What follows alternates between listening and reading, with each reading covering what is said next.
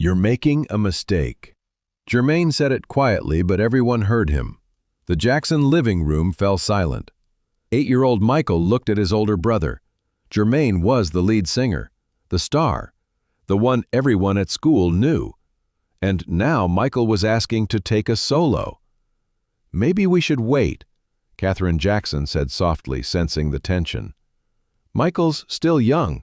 There's time." "No." Everyone looked at Michael. He'd never interrupted his mother before. "I can do it," Michael said, his voice small but steady. "I'm ready." Joe Jackson leaned back in his chair, studying his youngest son. "All right," he finally said. "Show us what you got, boy." What happened next would fracture and rebuild the Jackson 5 in ways no one could have predicted. And it all started with 8-year-old Michael Jackson barefoot on a worn carpet, about to prove that sometimes the smallest voice carries the biggest truth. March 14, 1967, Gary, Indiana. The Jackson family home at 2300 Jackson Street was small. 3 bedrooms for 11 people, 1 bathroom, a living room that doubled as a rehearsal space. The carpet was worn thin from years of dancing feet, and the walls were so thin you could hear conversations from every room. But that house produced something the world had never seen before. The Jackson 5 had been performing together for 3 years. Jackie was 16, Tito was 13, Jermaine was 12, Marlon was 9, and Michael was the baby at 8 years old. They played local talent shows, community centers, and sometimes small clubs where they technically weren't even old enough to be inside. Joe Jackson ran the group like a military operation. Practice every day after school, no excuses, no complaints. Perfect, or do it again, and again, and again until it was perfect. The formula worked. The Jackson 5 was becoming known around Gary. They were good, really good. Tight harmonies, synchronized dance moves, the kind of polish that took most groups years to develop. But Joe knew something else. He knew that having 5 talented kids was good for local shows, but if they wanted to break into the real music industry, they needed something special, something that would make people stop and stare. They needed a star. For 3 years, that star had been Jermaine. He was the oldest of the singers, had the best stage presence, and knew how to work a crowd. When Jermaine sang lead, people paid attention. But Joe had been noticing something. During rehearsals, when the boys thought he wasn't watching, Michael would sometimes take the lead. And when he did, something changed in the room. The energy shifted. Even his brothers would stop what they were doing and listen. Michael's voice was different. It wasn't just good, it had something else, a quality that Joe couldn't quite name but recognized immediately. Soul. That's what it was. 8-year-old Michael had more soul in his voice than most grown men. But Joe Jackson didn't believe in coddling his kids. If Michael wanted to be a lead singer, he'd have to earn it. He'd have to prove he could handle the pressure. So when Michael came to him that afternoon after school and asked if he could perform one song solo at their next rehearsal, Joe agreed, but he had conditions. "You're going to perform it for the family first," Joe said. "Right now. No preparation, no warning. If your brothers think you're ready, then you can do it at the next show. If they don't, you go back to harmonies and we don't talk about this again. Understood?" Michael nodded. 20 minutes later, the entire family was gathered in the living room. Catherine stood by the kitchen doorway, worrying her hands together. She knew her baby was talented, but she also knew how cruel disappointment could be. The 5 brothers sat on the couch. Jackie looked curious. Tito seemed supportive. Marlon was too young to understand what was happening, but Jermaine looked angry. "This is stupid," Jermaine muttered. "He's 8 years old, Dad." "He's not ready for a solo." "Then he'll fail and learn his lesson," Joe replied. "Michael, whenever you're ready." Michael stood in the center of the room, barefoot because he'd kicked off his school shoes by the door and forgotten to put them back on. He was wearing his school clothes, brown pants that were a little too short and a yellow shirt that used to be Jackie's. He looked tiny standing there. His hair was in a small afro, His eyes were huge and scared.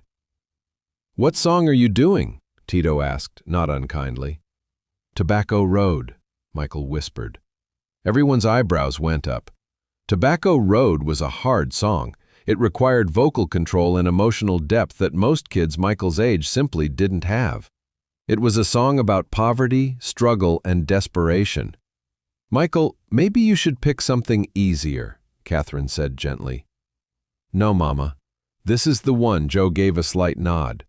"Go ahead then." For a moment, Michael just stood there. His hands were shaking. His brothers were staring at him. His father's face showed no emotion at all. The pressure in the room was crushing. This was his one chance. If he failed now, he'd never get another shot. He'd spend the rest of his life singing backup while someone else took the spotlight. Michael closed his eyes and took a breath. And then he started to sing. The first note that came out of his mouth made Catherine gasp. It wasn't a child's voice. It was something else entirely, something that shouldn't have been possible from an 8-year-old's throat. Michael sang the opening verse of Tobacco Road, and every single person in that room forgot to breathe. His voice was pure, clear, but underneath the clarity was something raw and emotional. When he sang about being born in poverty, you believed him. When he sang about desperate dreams, you felt them. Jackie sat up straighter on the couch. Tito's mouth fell open. Even Jermaine's angry expression started to crack. But Michael wasn't done. He'd been practicing something special, something he'd learned from watching James Brown on TV every Saturday morning. As he hit the chorus, Michael started to move. It wasn't the choreographed steps they did as a group. This was something different, something instinctive.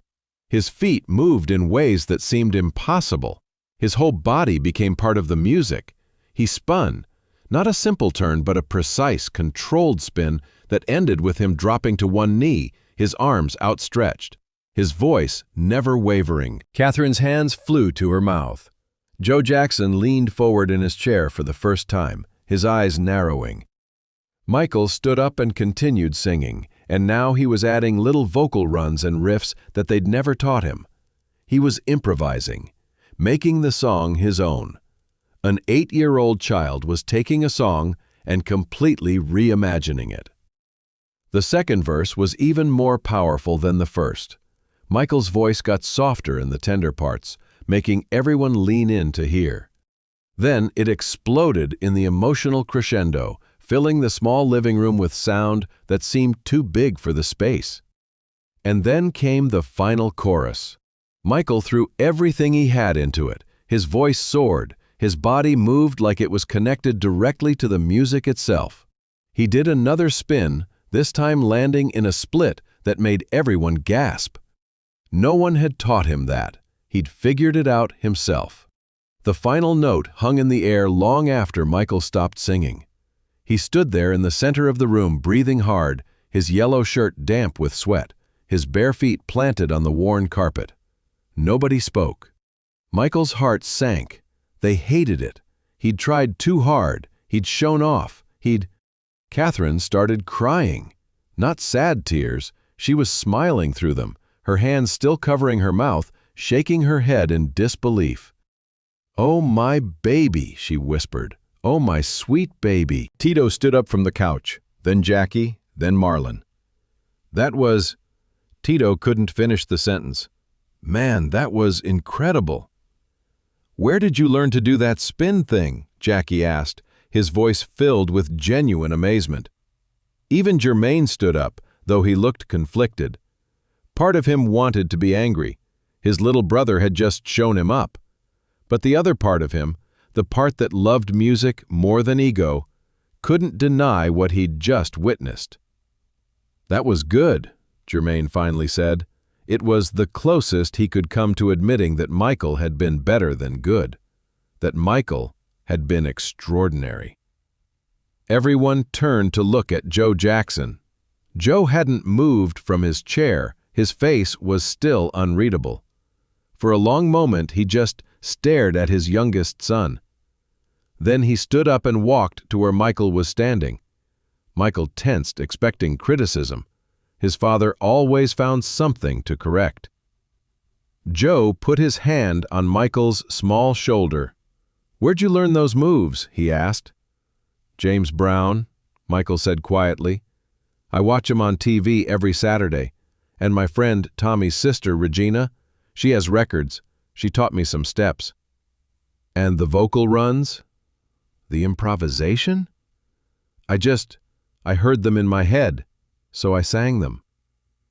Joe nodded slowly. Then he did something he almost never did. He smiled. "From now on," Joe said, addressing the whole family, "Michael takes the lead on 3 songs every show. Jermaine keeps the rest." "Dad," Jermaine started to protest. "This isn't about favorites," Joe cut him off. "This is about business. Michael's got something special. If we don't use it, someone else will discover him and we'll lose him. The Jackson 5 needs to be built around this talent. All of our talents," he added, looking at each of his sons. "But we'd be fools not to put Michael out front." He turned back to Michael. "You're going to work harder than you've ever worked before. This gift you have, it's just the start. We're going to polish it until it shines so bright that the whole world can see it. Understood?" "Yes, sir," Michael whispered. "And Michael?" Joe's voice got softer, which was rare. "That was the best performance I've ever seen from anyone in this house, including me. Coming from Joe Jackson, that was like winning a Grammy." That night, after everyone had gone to bed, Catherine found Michael sitting on the back porch steps, looking up at the stars. "Can't sleep, baby?" she asked, sitting down next to him. "Mama, was it really okay? Jermaine looked mad." Catherine put her arm around her youngest son. "Jermaine will be fine. He's just learning that being good means supporting each other, not competing. Your talent doesn't take away from his. It adds to it." "I was so scared," Michael admitted. "I thought I was going to throw up." "I know, baby. But you know what courage is? It's not about not being scared. It's about being terrified and doing it anyway." "James Brown says that?" Catherine laughed. "No, your mama says that." Michael leaned against her. "What if I mess up at the real show?" "Then you'll mess up and do better next time." "But you know what I think?" She tilted his chin up so he was looking at her. "I think God gave you a gift, a real gift. Not everyone gets one. And when you have a gift like that, you have a responsibility to share it. Not to show off, not to be better than other people, but to bring joy, to make people feel something. When you sang tonight, you know what I felt?" Michael shook his head. "Hope. I felt hope. Like no matter how hard life gets, there's still beauty in the world. That's what your voice does, Michael. It reminds people that beauty exists." Michael was quiet for a moment. "I want to do that. I want to make people feel good." "Then you will, baby. You will." 3 weeks later, the Jackson 5 performed at a community center in Gary. It was their first show since Michael's living room performance. When Joe announced that Michael would be singing lead on Tobacco Road, there were confused murmurs in the crowd. "The cute little kid? Really?" Then Michael started singing. By the end of the first verse, the crowd was silent, entranced. By the chorus, people were standing up. By the final note, the entire room erupted in applause that lasted for 3 full minutes. A local music promoter named Gordon Keith was in the audience that night. After the show, he approached Joe Jackson. "That boy," Gordon said, pointing at Michael, "is going to be the biggest star in music history. Mark my words." Joe Jackson didn't disagree. The performance in the Jackson family living room on March 14, 1967, lasted less than 4 minutes, but those 4 minutes changed everything.